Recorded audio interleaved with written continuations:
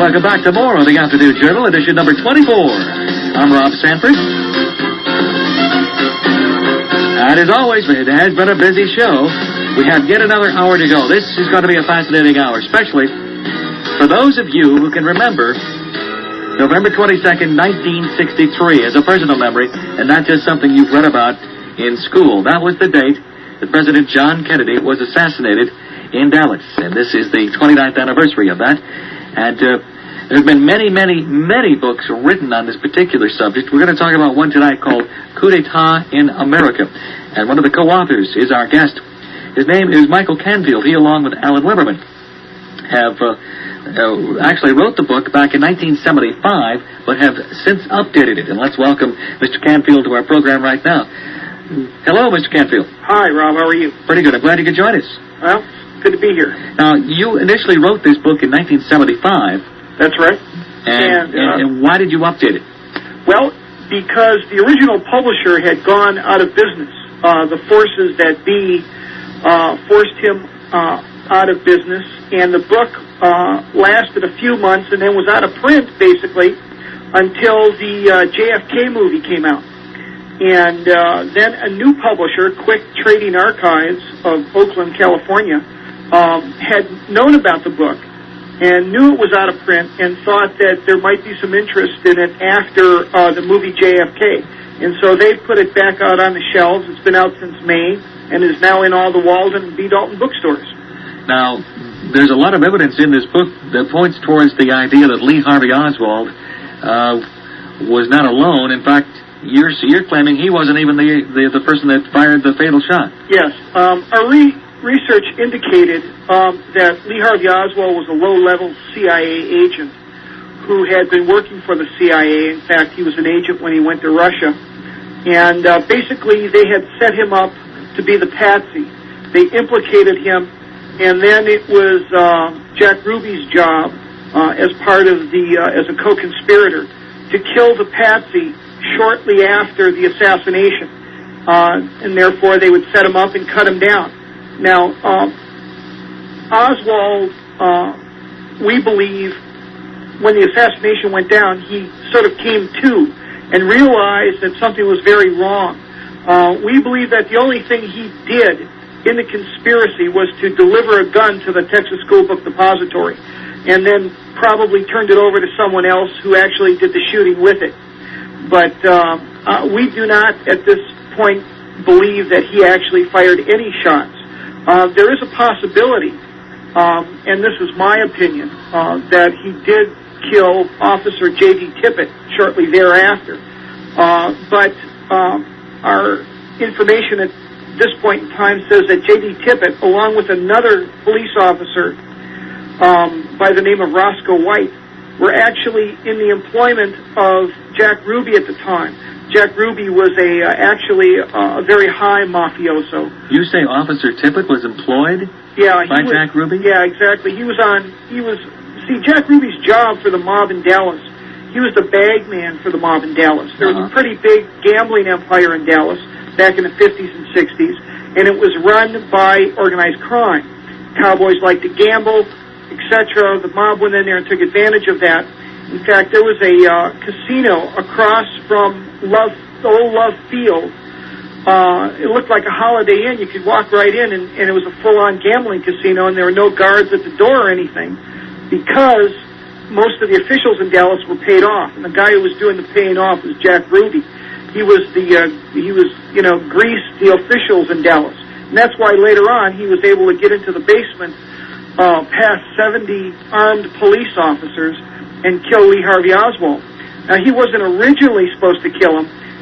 We believe that he had hired J.D. Tippett and Roscoe White, who were two corrupt cops that were under his payment, and that they were supposed to kill him. But something went wrong.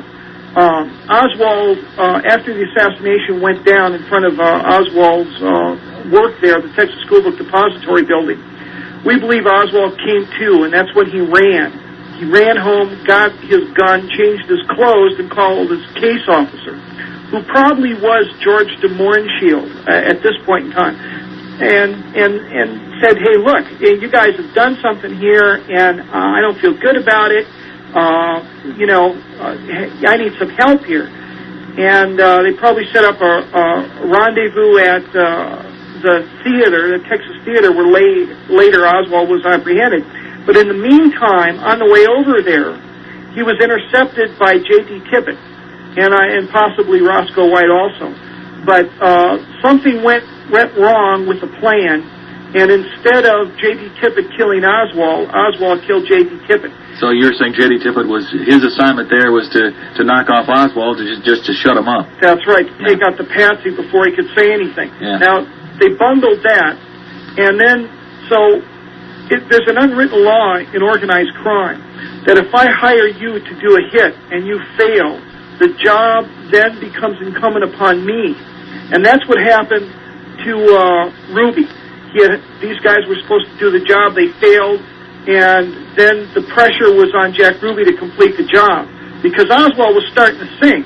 He was, saying, I'm a patsy, etc. He was starting to blow the whole conspiracy, the operation, and so Ruby just walked in there and took him out.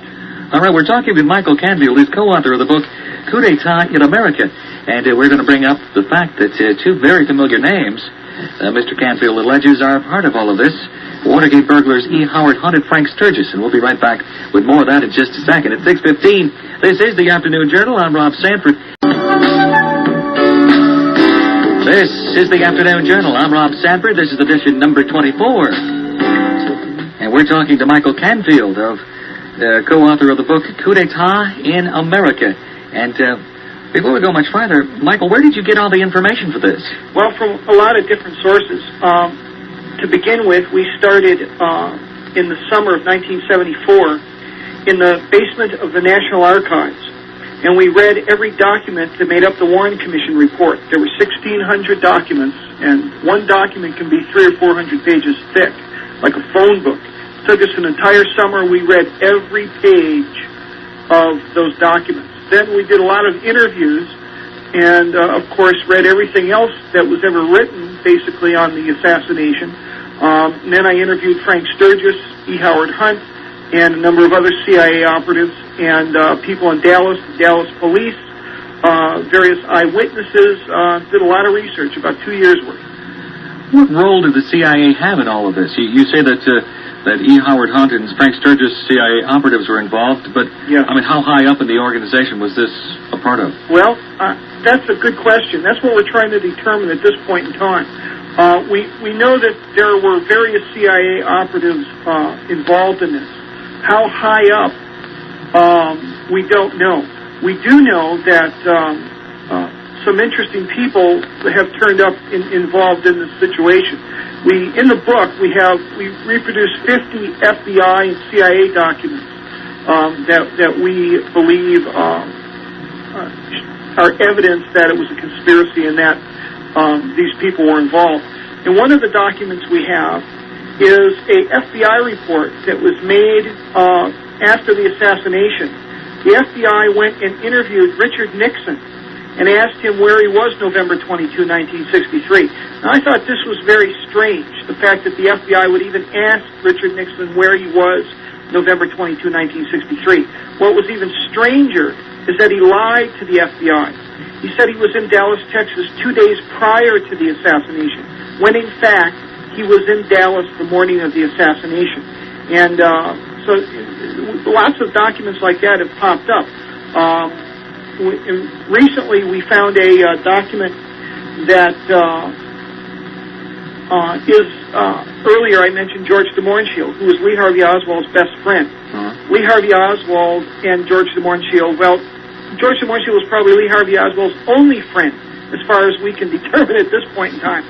But it was a strange friendship because they were not alike very much at all. De Mohrenschildt was from Russian nobility. He had emigrated from Russia after the revolution. His parents had owned a very big oil company in Russia, and it had been nationalized by the communists. And then he fled, and of course lost his whole family fortune, and became a very rabid anti-communist. And in the House Select Committee on Assassinations report that was done in 1979, they detailed his connections with the intelligence community, and we now believe that we have enough evidence to say that he was indeed a CIA operative. In fact, he told a European journalist that he worked for the CIA and was in fact Lee Harvey Oswald's control officer, his case officer, and was actually running Oswald.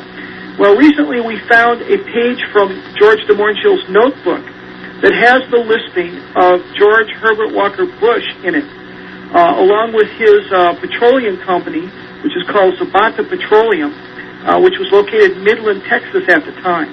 It also has a notation next to George Bush's name of Poppy, in parentheses, P-O-P-P-Y, which we didn't know what that was at first until a contact close to the Bush family said that Poppy is George Bush's it was a childhood nickname, wasn't it? his family nickname, which, why was in, Lee Harvey Oswald's best friend's notebook? Very strange things. So there's more evidence popping up all the time as to how high up we believe this conspiracy goes. Well, okay, if you believe that E. Howard Hunt and Frank Sturgis were involved and they were CIA operatives, I guess it's only natural that Nixon's name would come up because they were involved in Watergate. Exactly correct. They were the Watergate burglars who Nixon had hired to do various dirty tricks, including break into the Democratic headquarters. So, I mean, obviously, if they did their job before, you go back to the people that you were, that you trusted. Yeah, that you thought did a good job for. Yeah, and these guys all go way back together. In fact, they go back to the Bay of Pigs invasion. That's where they surface, where they really come together, and it's the first evidence we have of them working together. And the Bay of Pigs invasion was planned in 58 and 59 under Eisenhower administration, where Richard Nixon, who was vice president at the time, was the political action officer for the Bay of Pigs invasion. In fact, there are people that would say that Nixon planned the Bay of Pigs invasion himself. And he was the liaison between the intelligence community and the Eisenhower administration on the Bay of Pigs invasion.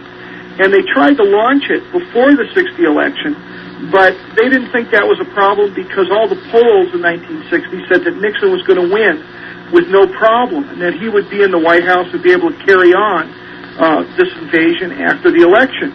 But it turned out to be the first television election where the power of the media was used for the first time effectively, and also the first time that the word charisma was coined in politics.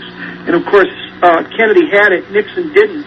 And in the closest election in the history of America, Jack Kennedy, who was a virtual unknown, came into office. And immediately they came to him and said, "We're invading Cuba." The CIA did. And he said, "Well, I don't know about this." And he wanted to negotiate with Castro and take his time, etc. And Arthur Schlesinger Jr., who was a speechwriter for Kennedy and one of his assistants, wrote a book later called 1,000 Days, which is a historical chronicle of the Kennedy administration. And he said that the CIA ramrodded the Bay of Pigs invasion by the Kennedys. And eventually they discovered that there was a secret government, a shadow government. And they were basically trying to run him and tell him what to do. And he had the audacity to think that he was the commander-in-chief. And so he said, "Okay, if you're going to do this invasion, go ahead, but I want no American involvement. I don't want us involved in this." So they launched the invasion. In the middle of it, they're losing the battle. And they came to Kennedy and said, "We need the Air Force to do an airstrike." He said, "No way, I told you no involvement." Consequently, they lost the battle and blamed Kennedy for it. And were very adamant about it. E. Howard Hunt, who was also very much involved in the Bay of Pigs invasion, as was Frank Sturgis, Hunt wrote a book called "Give Us This Day," which is his account of the invasion. And he goes right to the edge of calling Kennedy a communist because of his actions in the Bay of Pigs.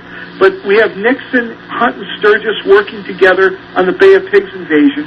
Kennedy comes in the middle of it, blows it for them. They blame him for it. And later they all show up in Dealey Plaza and in Watergate. Well, let me ask you this. Why would the CIA want to pull off this Bay of Pigs invasion?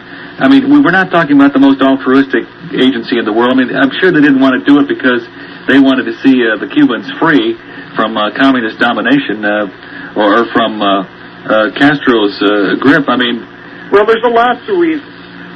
You have to understand that there a lot of American holdings were lost when Castro took over. So you're saying big money was involved? Well, yeah. Rockefellers had United Fruit down there.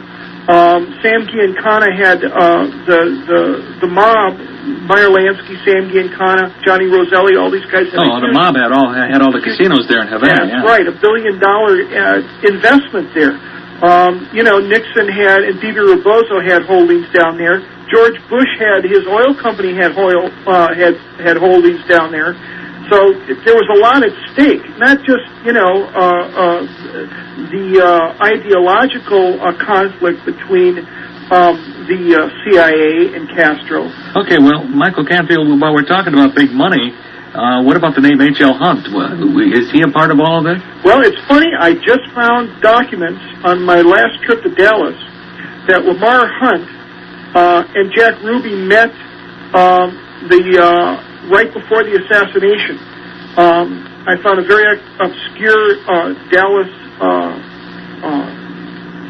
police document that says that Jack Ruby went over to Hunt's office right before the assassination. And Hunt's office is directly across the street from the Texas School Book Depository. Very interesting document. But, yeah, there's definite Murchison, Hunt, some very big players in Texas. LBJ? Well, I found no documented evidence, but there is evidence that LBJ had pre-knowledge of the assassination. For instance, he ordered his presidential china a month before the assassination. So he was definitely planning on being somewhere other than the vice president. I mean, but he might have been planning to run for president, too. Well, maybe. Michael Canfield is our guest. He is co-author of the book called Coup d'etat in America, and all about the Kennedy assassination. If you have any questions or comments, I know there's a lot of students of the Kennedy assassination all over the country and right here in Grand Rapids. If you have any questions or comments, give us a call, 774-2424. This is the Afternoon Journal. We're going to take time out right now for some news.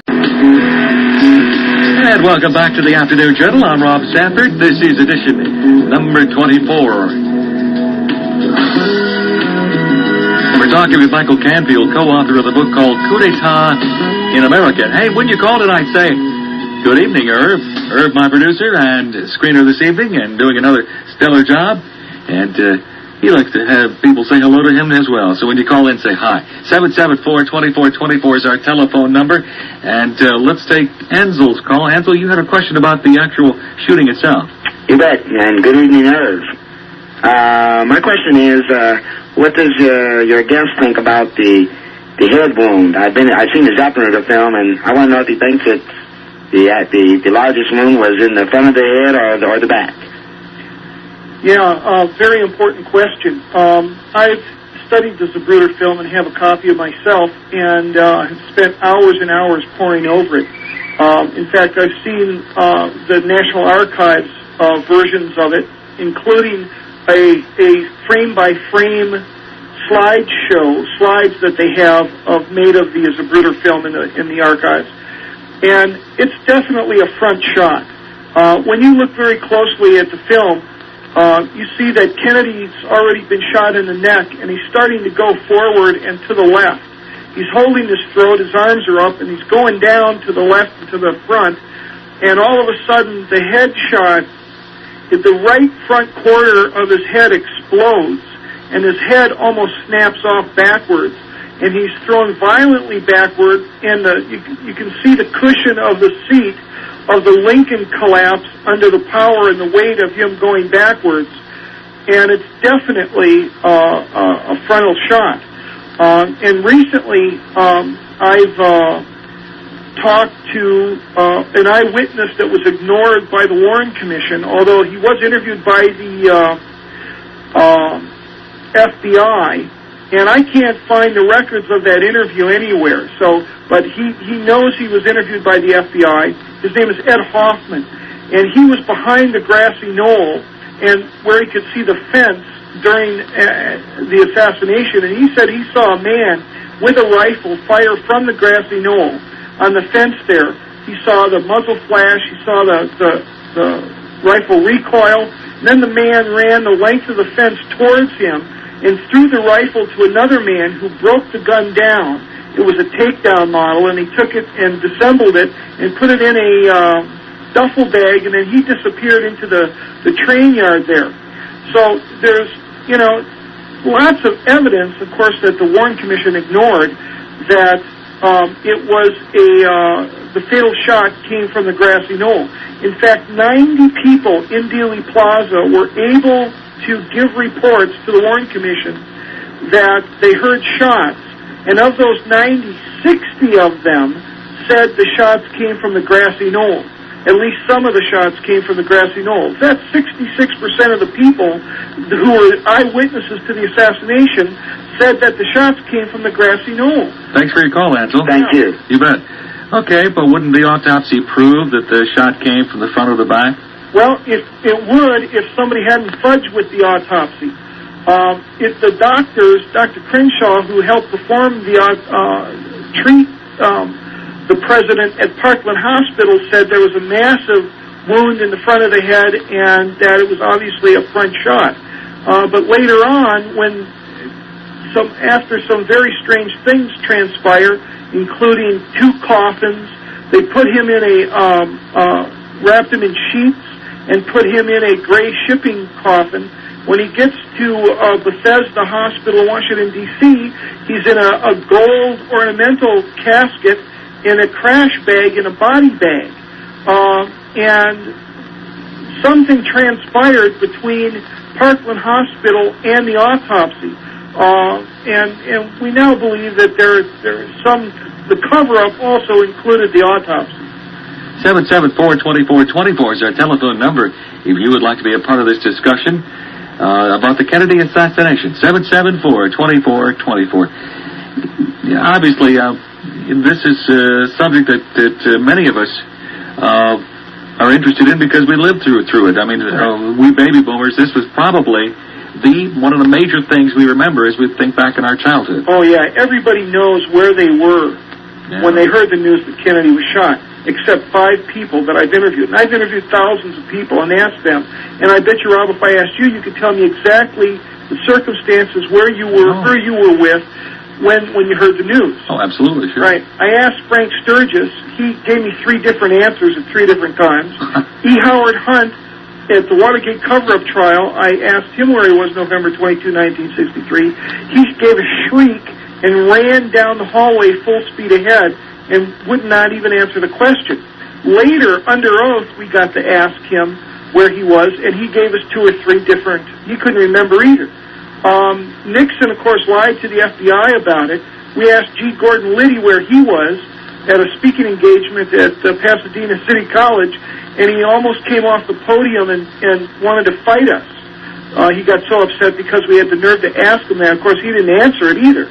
So they're very strange people, don't know where they are. Most everyone else does know exactly where they were when they heard the news. As a matter of fact, E. Howard Hunt sued you. Yeah, he sued us for libel behind the book because in the book we show the famous tramp photographs, which were 7 photographs of supposed tramps. They were taken off the boxcar in back of the Texas School Book Depository 20 minutes after the assassination. And we compared these photographs with known photographs of Hunt and Sturgis, and we published the complete report in the book, including the acetate overlays that we believe prove that Hunt and Sturgis were in Dealey Plaza November 22, 1963. Well, he sued us for libel and dragged the case out for 7 years. And the day before we were supposed to go to court, he dropped the case and paid us some money, which was very strange. But our defense was that we were going to turn this libel case into a murder trial. And we were going to say that, yes, we said he was involved in the Kennedy assassination, and we're going to show you the proof, and thereby turn this libel case into a murder trial, and that's why he didn't want to go to court. You know, it's amazing, too, when you look at all the people that were involved, at least around the assassination, how many are no longer with us? I mean, it has to be almost impossible now to really get a complete picture now, because a lot of these people are dead. Yeah, some are still alive. I mean, Hunt and Sturgis are still alive, etc. There's lots of people that are still alive. A lot of them died before they could testify before the House Select Committee on Assassination. Sam Giancana was shot in his home before he could testify, and he had already testified in the church committee and supposedly was talking along with his partner Johnny Roselli. And you have to remember, both these guys had been hired by the CIA to hit Castro, and Sam Giancana's son and brother wrote a book called Double Cross, which is the story of Sam Giancana. And in there they detail Sam Giancana's part of the conspiracy to kill the president. And he claims that the CIA and the mob, exactly, he corroborates exactly what we say in Coup d'etat, as does John Davis in the book Mafia Kingfish, which is the Carlos Marcello story, who is alive, by the way, and who he details also was involved in the conspiracy with the CIA to kill John Kennedy in Dealey Plaza on November 22, 1963. Hello, Jack. Let's bring Jack in here, because Jack's been waiting for a couple minutes. You say there's a Grand Rapids connection? I'm from Grand Rapids, yes. Well, you're from Grand Rapids, okay, but you were... Where were you November 22, 1963? Is that the question to me? Yep. That's a joke. November 22, 1963? Yeah. I would probably duck hunting. Uh-huh. All right. You were going to ask about LBJ and Bobby Baker? Yeah, LBJ and Bobby Baker. I remember there was a tie-in. They had a motel or something together, and Bobby Baker ended up going to prison, I believe, out of it, and LBJ never got bothered with it. That's right. And I gathered that he was kind of controlling some of the new members that were sent down there, and there was girls involved, and he was controlling both the Senate and House, as I recall from some of the power he had, and it was a very powerful man, really. Yeah. And then I remember that he and Kennedy were really kind of enemies, and he wouldn't have anything to do with Kennedy, and all of a sudden this powerful man decided to be the vice president. Right. And it seemed like maybe somebody encouraged him, and like you said, he had his presidential stuff ready, that he knew about this in advance, the possibility of that they were going to wipe Kennedy out. I just wondered what you thought of that. Well, yeah, the Bobby Baker connection is very interesting, because Bobby Baker had lots of ties with organized crime also, and they kind of just covered that up and shuffled that aside very quickly, and a lot of the connections there didn't really come out, but in fact there was a lot of intrigue and organized crime and CIA connections in Dallas and in Texas. The CIA is noted for using oil companies as fronts. In fact, lately there's a new article I just got from Covert Action Magazine, and a writer in there details and claims that a number of CIA operatives who were very high up, who are now retired from the CIA, claim that George Bush's Zabata Petroleum from Texas was nothing more than a CIA front and a conduit for funds and operations in the Caribbean against Castro. So there's a lot of intrigue and things that go on in the Texas connection there. All right, I appreciate your call, Jack. It is 6:44. Let's take a time out right here. If you have a question or comment about the Kennedy assassination, you're certainly welcome to give us a call tonight, 774-2424. Our guest, Michael Canfield, the co-author of Coup d'etat. There you go. Well, we got a call from Lowell. Hello, Mark. Yeah, I wondered what your guest thought of the movie Executive Action, and if that was a pretty accurate account of what happened. Executive Action, the film with Burt Lancaster. Yeah. Well, it was a pretty good film for its time. It kind of put the conspiracy on Texans, where they might have been involved, but they weren't the big players. I believe that it was the CIA, mafia, anti-communist Cuban conspiracy. So I differ in that. I think the movie JFK was very accurate in that respect.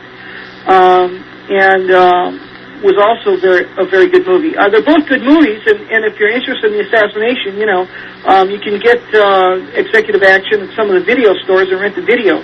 And they're both very interesting. Hey, thanks for your call. Okay, thank you. All right, but a lot of the historians poo-pooed JFK, saying it wasn't historically accurate. It was mostly a literary license. Not the historians that knew anything about the assassination. There was a massive effort to suppress and discredit the movie JFK. But having done the research I've done and know the subject as well as I do, I'll tell you, JFK was a very accurate movie. There was the one part where he took 3 different characters and synthesized them into the one Mr. X, where everybody said that was, he probably shouldn't have done that. And I agree. I didn't think he had to do that, but he's a filmmaker and an artist, and he can do what he wants to do. And it wasn't that it was inaccurate. It was that he just synthesized these 3 separate characters into one. So it probably flowed better. Yeah, it probably did. Or at least that's what he said. But the basis of that movie was Jim Garrison's experiences and books that he wrote about the Kennedy assassination, as he was a district attorney in New Orleans who prosecuted Clay-Shawn David Ferry for the assassination. And who just died, last week? That's right. Yeah. And as time goes on, we see that Jim Garrison definitely had a piece of the puzzle. And it's more accurate than originally thought. But it sounds like to me everybody's got a piece of this puzzle. It's just putting this picture all together. Right. Well, it's a top-down conspiracy, so it's rather large. So there are a lot of pieces. Well, let's get to the Warren Commission real quick, because there is an interest here in Grand Rapids, because a member of that commission, of course, was Gerald Ford, right, one of our own. That's right. And obviously, whenever he lent his name to something, it lent credibility, because he was associated with things that were on the up and up, and was generally considered, not generally, he was considered an honorable man. Right. Well, but he wasn't exactly a friend of the Kennedys. It's funny, the makeup of the Warren Commission was made up of a lot of Kennedy's enemies, including Allen Dulles, who was the head of the CIA, and Kennedy had fired over the Bay of Pigs invasion. And they were at loggerheads together, really, and Kennedy had fired Dulles, Campbell, and Bissell, the 3 top guys in the CIA, and Dulles winds up being, a very important part of the Warren Commission. It's interesting to note that the House Select Committee on Assassinations in 1979 published their report, and they said that within a 95 percentile, they believe that the Kennedy assassination was a conspiracy. And in fact, they brought 14 names to the Justice Department to be indicted for the conspiracy to kill the President of the United States. Now, this totally overturns the Warren Commission report and is a completely different conclusion. And that is why I am advocating that we open up the files that have been closed for all these years, and that we really get down to the bottom of this once and for all. Okay, let's bring up Jim here from Grand Rapids before we run out of time. Jim, you had a question? Yes, I wondered if they feel that there's any relationship between mafia involvement in the Cuban Isles there and the assassination of Jimmy Hoffa in Detroit. Well, definitely there is. A lot of people, there's 2 theories kicking around right now. One is that the mob killed Hoffa over the pension fund scandal, and that Jimmy Hoffa was starting to sing about this stuff. And the other theory is that he also was starting to sing about the Kennedy assassinations, both of John and Bobby, which, he hated Bobby Kennedy with a passion. And in the book Double Cross, which is the Sam Giancana story, they say that Hoffa was also involved in the conspiracy to kill JFK. You have to remember that the Kennedys went after Hoffa big time during the McClellan hearings, and connected him and implicated him with organized crime. And later, as Attorney General, Bobby Kennedy launched what is now known as a war on crime, which was the biggest shakedown of organized crime ever. Bobby Kennedy busted 300 mafiosos in 6 months. That's more than J. Edgar Hoover had busted in 30 years as director of the FBI. And Hoffa and Kennedy were at war, basically. And, of course, Hoffa gave the famous quote that after the JFK assassination, that Bobby Kennedy became just another lawyer. Oh. Well, I appreciate your call, and we're running out of time here, unfortunately. It's a fascinating story, but you can certainly learn more about it. The name of the book is Coup d'etat in America. Michael Canfield was co-author of that book. And, Michael, I appreciate you spending some time with us. I hope someday that we'll find the true story. I don't know if it's in the long-held secret files that you were talking about that may soon become public, but let's hope so that we can finally get some answers and put this to rest. Thank you so much for your time. Okay, thank you, Rob. All right, Michael Canfield, our guest. And coming up next, the news, and then